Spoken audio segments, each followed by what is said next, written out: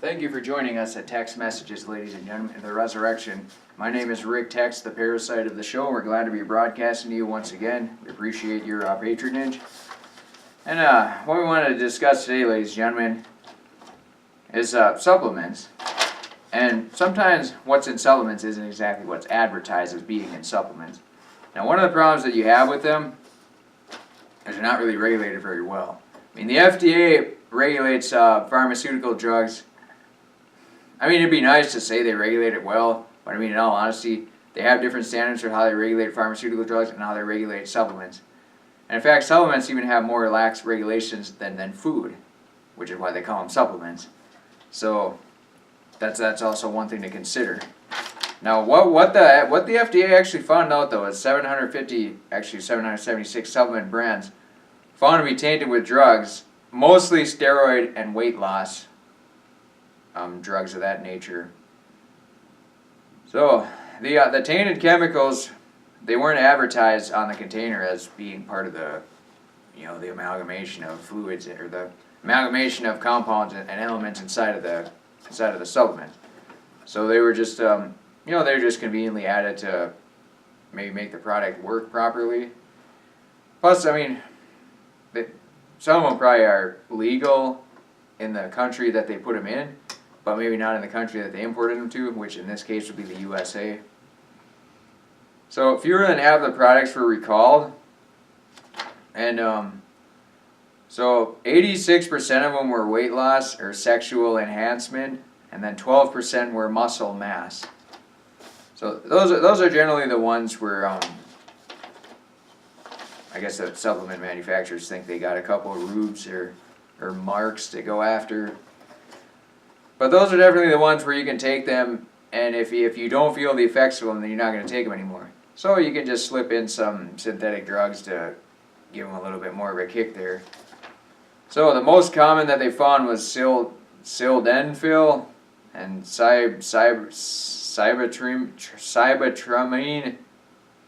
sibutramine, and we'll call it sibutramine, and sildenafil. So the sibutramine was a weight loss drug. And then they also found synthetic steroids, anabolic steroids. You may have heard about anti-inflammatory steroidal drugs. Those aren't meant to build muscles. Anabolic means to build muscles. Catabolic means to decrease muscles. So catabolic means the cells are shrinking. Anabolic means they're getting bigger. So when you hear steroids, it doesn't always mean anabolic steroids. But in this case, that's what they found inside of them. And out of the 100, so there's 776 supplement brands and 146 companies, and the FDA only issued 7 warnings out of that. So they weren't exactly on the ball there. But I mean the FDA has engaged in a lot of chicanery, but they got a tough job, so I suppose you can give them some credit for that as well. But one of the things with supplements though is, yeah, they look great, they're convenient and everything. But you got to think about, I mean, they come in a plastic container. In fact, there's some study a while back about probably protein, some kind of protein shakes, or they had cadmium or nickel or just these dangerous metals that humans should not consume in any quantity. And then, the plastic containers are obviously going to leach garbage into it too, and then they got to throw in a bunch of fillers and preservatives. And in the case of a lot of whey protein and creatine and all that stuff, some of them will add sugars and flavorings and maybe even colorings as well. Definitely something to look forward, or something to look out for. I mean, a lot of these stores, Vitamin Shop and GNC, it's just I mean, yeah, it looks good and cute on the shelf, and like everything will help you out and make you great again. But I mean, in all reality, I mean, even Rich Strong, he's this bodybuilder guy, giant arms and everything. He ran a supplement company, but he basically said flat out, I mean, if you want to be the most healthiest person, you basically got to eat whole food.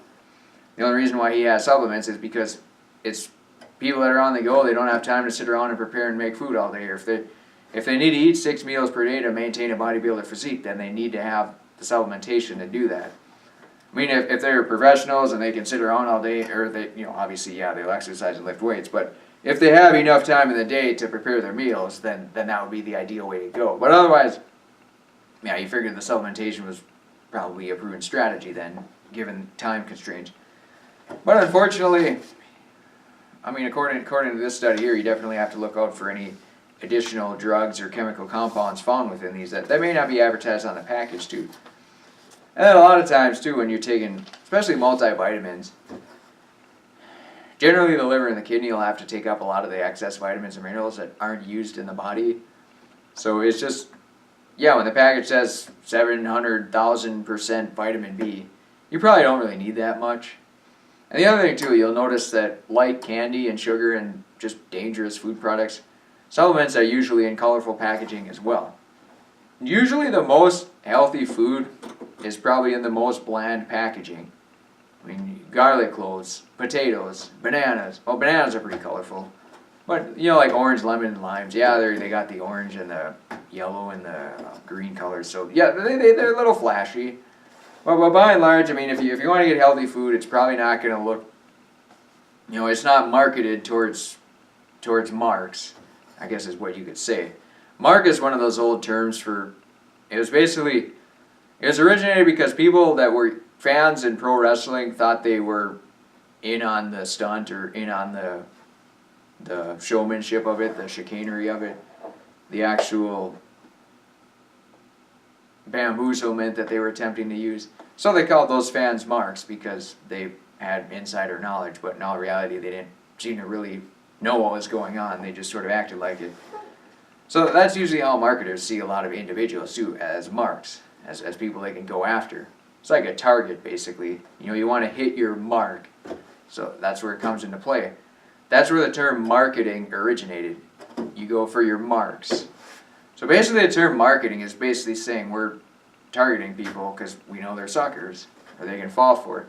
And there's a lot of psychological studies and research that goes into proper research and persuasion and things of that nature too. Like, for example, if you go to a grocery store, what you'll notice is the companies actually pay money based on what level of shelf their items are on.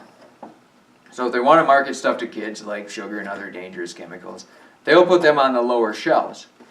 That way the kids will grab it and beg to their parents to buy it, and then their parents will not want to refuse them, and they might think they look like bad parents then. So that's why the companies put all the colorful packaging on the lower shelves. And the upper shelves are usually, well, the top shelves are, you know, overstocked. But the upper shelves are usually, you know, the more healthy food products and the adult-oriented, you know, not like adult-themed content, but adult-oriented food products that adults would typically go towards and consume.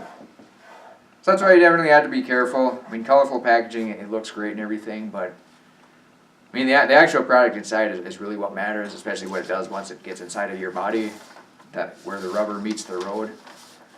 So it's definitely something you want to be extremely careful of. And with that being said, ladies and gentlemen, we're going to have to put a wrap on this show. We absolutely appreciate your company, and we thank you for joining us once again. God willing, we'll be back tomorrow evening. Thank you very much, and good night.